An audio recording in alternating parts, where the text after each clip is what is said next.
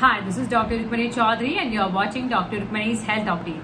Today's topic is balanoposthitis. So in this video, all about balanoposthitis, like what is this condition and how it is differentiated from balanitis and phimosis. In part, you should know about what is balanitis and what is phimosis and what is balanoposthitis. So all these three conditions we'll discuss about, and what are the causes for this condition, risk factors, sign or symptoms, diagnostic criteria, required test, best effective homeopathy medicine, allopathic mode of treatment. So you are requested to watch complete video for complete information. And if you are watching on YouTube, medicines link we provide on the description box below, so you can buy medicine from there and watch complete video and try to understand the medicinal part and try to buy single medicine, similar medicine that is that resemble with your case. So let's begin.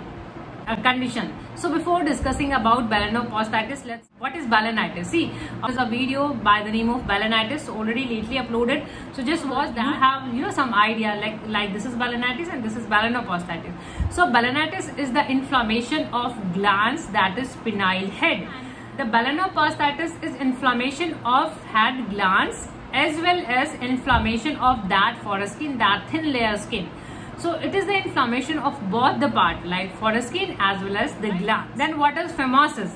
Phimosis is the condition tightening of the foreskin, that thin layer, the tightening of that part. So the retraction become difficult. So you cannot pull it back, you cannot revert it back while due to tightness or due to inflammation. This is how we differentiate in phimosis, balanitis and balanoposthitis, and who are at the risk.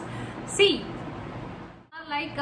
there can be infectious causes and non-infectious. Infectious means you get this condition after having certain infections, certain sexual infection, like it can be sexually transmitted infection or sexually transmitted disease, like it can be chlamydia, it can be gonorrhea, herpes, syphilis, primary or secondary syphilis, and yes, there is a HPV, human papilloma virus, and at times these are the certain STDs.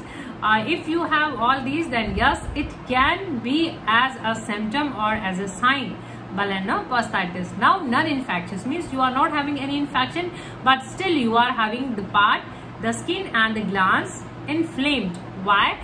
It can be due to eczema of that particular part, can be due to psoriasis of that part, and there is a condition that is reactive arthritis. It can be due to that also. And at times when you use the scented or the strong chemical for that particular part, for cleaning for that part, so in that case you have irritation, you have accident, you have injury of that part.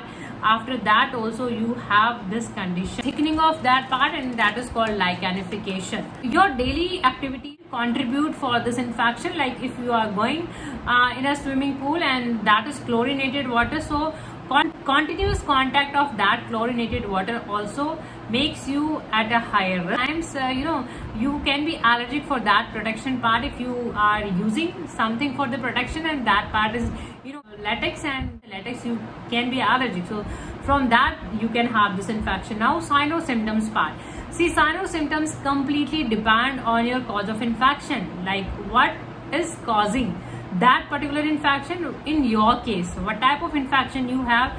So these gives you the sign or symptoms. Can be like mild to moderate, and they can be moderate to severe. At times it resolves on its own if it is in the starting stage, or if it is moderate or mild one, by maintaining hygiene and having treatment earlier. So let's begin.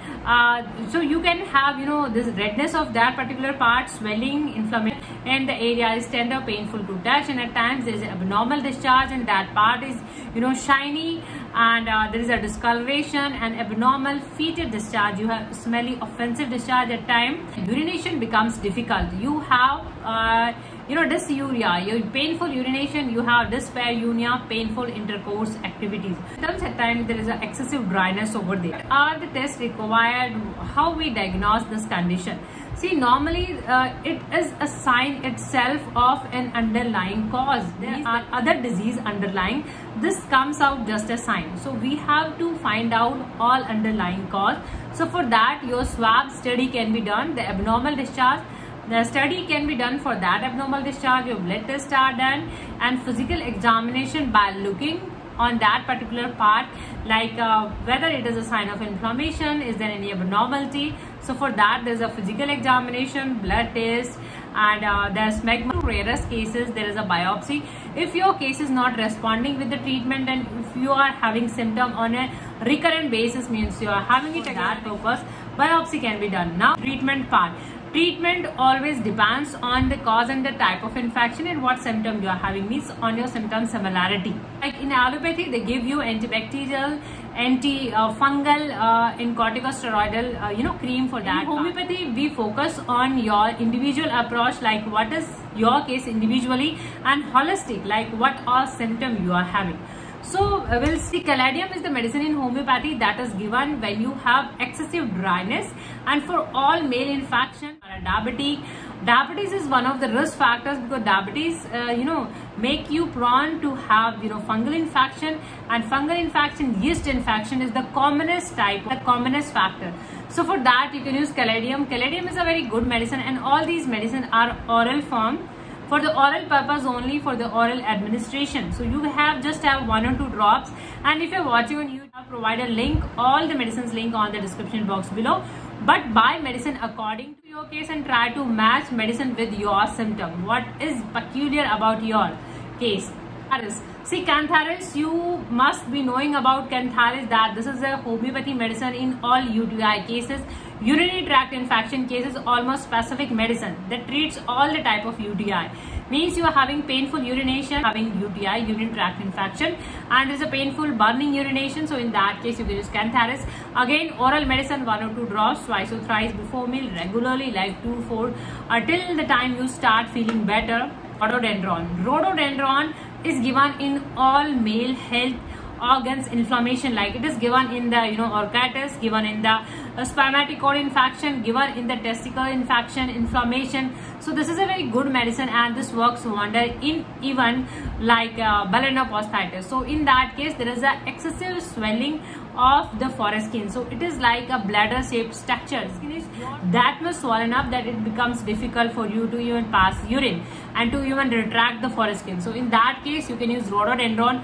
Again, 1 or 2 drops, twice or thrice before meal, regularly. Next, Thuja. You must heard about Thuja, like all the gonorrheal cases, like you're having gonorrhea, acidic, you're having genital. Thuja given in lichenification, there is a thickening of the skin, and that case you can use Thuja, 1 or 2 drops, again twice or thrice. Abnormal discharge, abnormal fetus discharge, you have smelly offensive discharge, so you can use Thuja. Sulfur is given among like in eczema, psoriasis, and you having burning, swelling, redness. So if these symptoms are related, if it is non-infectious and you are having eczema, you are having psoriasis, for that purpose you can use sulfur. Again, oral form of the medicine, 1 or 2 drops, twice or thrice before meal, regularly. So this way, it's advised that you watch that balanitis video, because we have discussed all home remedies and prevention part, like you have to clean that particular area. Make it a habit for clean that particular area, have enough of water, hydration should be there, and avoid strong scented cleanser part. So hopefully this video can help you. If you find this video knowledgeable and informative, please like. Don't forget to subscribe my channel and press the bell icon to get notified. Thank you for watching. Thank you for your constant support. Thank you so much. Keep watching. Thank you for watching.